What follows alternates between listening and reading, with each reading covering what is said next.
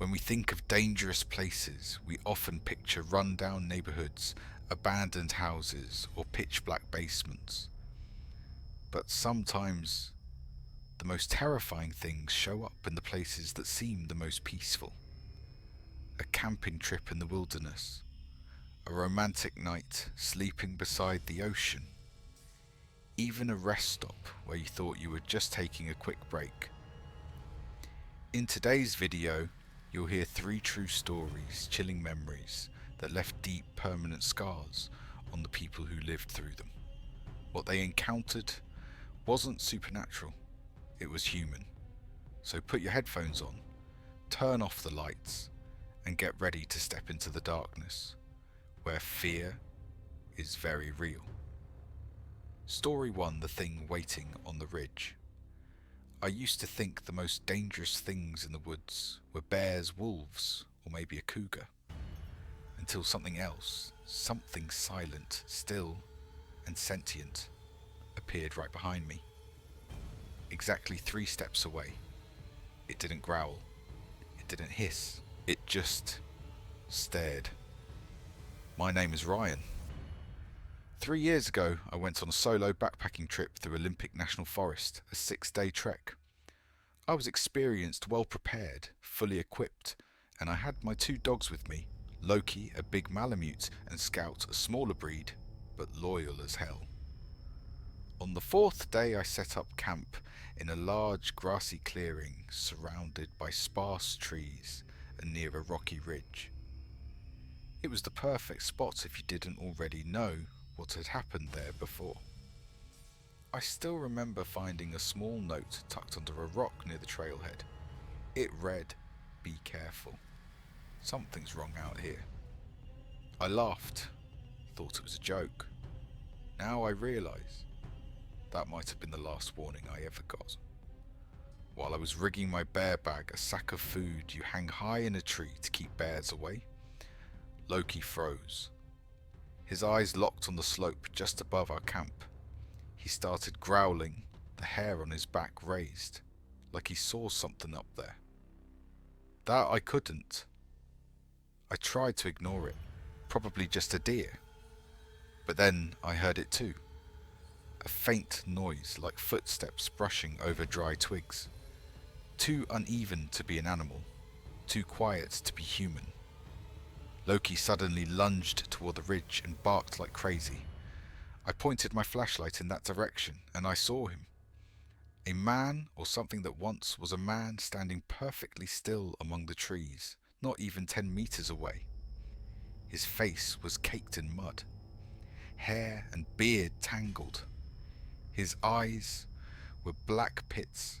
His clothes were just scraps of old fabric covered in moss and dead leaves, like he had been living out here, long before the trail was ever carved. I froze. He didn't move, didn't speak, didn't blink. He just watched, like he was waiting for me to take 1 step too close. Loki stood between us, growling low, but he didn't charge. Something in him knew this wasn't something you fight with teeth. I slowly stepped back, 1 foot at a time, never taking my eyes off that thing. When I got back to the tent, I noticed a zipper had been pulled open. My gear scattered. Someone had been inside while I was on the ridge. Scout, the smaller dog, was curled in a corner, trembling. I grabbed my gun and fired into the air. The shot echoed through the forest, but no one ran.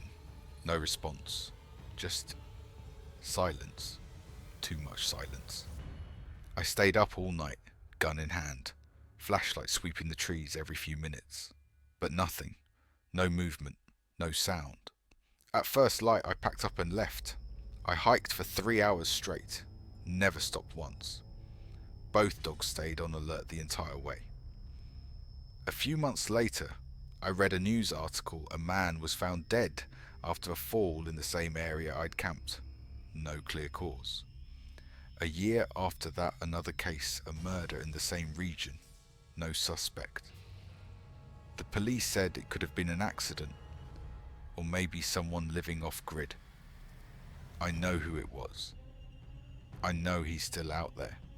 He doesn't need weapons. He doesn't speak. He just waits for the next person to step into the wrong place.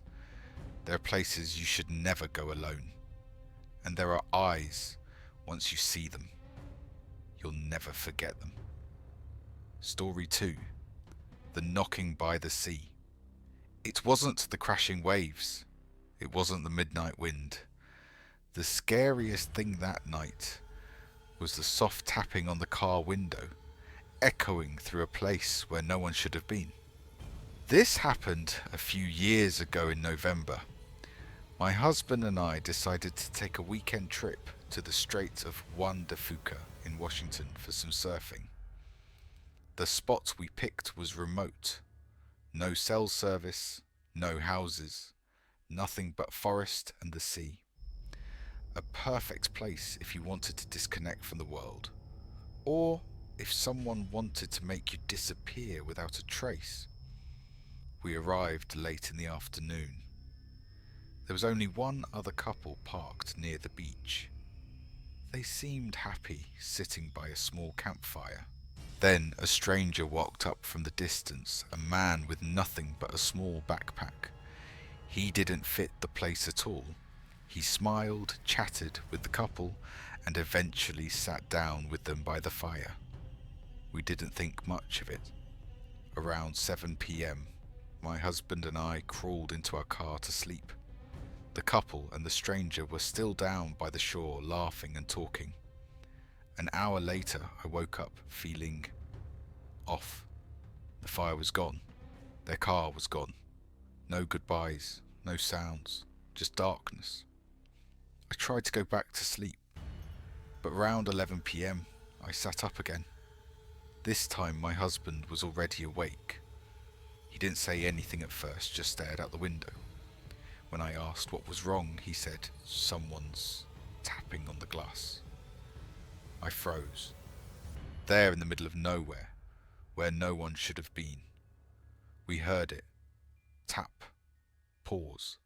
Tap, tap. Like someone was testing us, waiting to see if we'd react. We didn't open the door. We didn't turn on the lights. We just sat there, completely still. 1 minute passed, 2, then silence. My husband grabbed a flashlight and a knife. I held a can of pepper spray. We stepped out into the cold air. No one, no movement, not even footprints in the wet sand. He headed up toward the tree line to check. I stayed by the car, sweeping my light across the beach. And that's when I felt it, that crawling sensation down my back, like eyes watching from the dark. He came rushing back a minute later saying, "There's a car parked up on the ridge road. Lights off, engines running." We didn't wait another second. Jumped in the car, started driving. The road out was narrow and rough, but just as we hit the main road, the other car flipped on its headlights and followed. No honking, no overtaking, just tailing us every turn, every curve. There were no exits. One side was forest, the other a cliff to the sea. We had no choice but to keep going. I remember screaming when they got so close I thought they'd ram our back bumper. Then we saw a dirt trail off to the left. My husband swerved hard. The tires screeched. The whole car tilted. The other vehicle didn't stop. It shot past us and vanished into the night. We sped all the way to Port Angeles. No one followed us after that. But both of us knew that person wasn't random. That wasn't a coincidence. They knew we were there, and they were waiting. Not everyone goes into nature to relax. Some people go there to hunt, and sometimes you don't realize you're the prey until it's almost too late. Story 3. The man at the rest stop. Some nights you can't sleep because of your thoughts, and some nights you don't sleep because if you close your eyes, you might never open them again. It was 2005. I was 18, dropped out of school, struggling with life. No money, no direction. I'd just moved to Washington to stay with my cousin.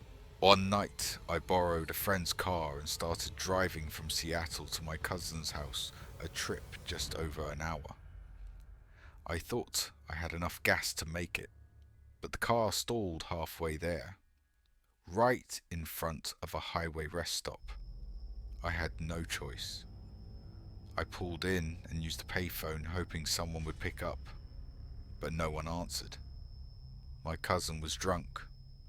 My friends didn't have cars. I was going to have to spend the night there, in the middle of nowhere, alone, with nothing but the sound of insects and the dim yellow lights outside the bathroom building. I reclined my seat, pulled up my hoodie, and tried to rest. 20 minutes later, an old beat-up Chevy van pulled into the lot. The driver was a middle-aged man, balding, thick glasses, and a stare that made my skin crawl. He got out and started walking around the lot, peeking into each parked car, like he was looking for someone sleeping inside. Then, he stopped in front of mine and stared. No movement, no smile, no blinking, just staring, like he was deciding. I didn't move. I kept my hand tight around the folding knife in my coat pocket. After what felt like forever, he turned and walked back to his van, but parked it in the shadows behind the tree line. I could still see the faint glow of a cigarette ember pulsing as the dark. He was out there, watching. I called the state patrol and told them everything. They said they'd send a unit to check it out. I felt a little safer, until the payphone next to me rang. I hesitated. Maybe it was the police calling back. I picked it up. "Wanna have a good night?" I froze. "I can show you something you've never felt before." I slammed the phone down, heart pounding, but it rang again. Don't make me do something I don't want to. I ran to the car and grabbed a tire iron from the trunk. And right then, he stepped out from the trees, walking straight toward me. I raised the iron and shouted, "Back off. One more step, and I'll split your skull open." He stopped, unblinking, then slowly turned, and walked back to his van. He drove off without a word. When the police finally arrived, I told them everything. They agreed to escort me to a nearby Denny's, where I could wait out the night. But before we left, we looped around to the opposite rest stop across the highway. And there he was. Same van. Same stare. The officers confronted him, searched his vehicle. He had no ID, no license, no explanation other than my friend dropped me off. In the van, they found a giant bag of candy and 2 pairs of binoculars. There was no clear crime, so they couldn't arrest him. They just gave a warning and promised to check again.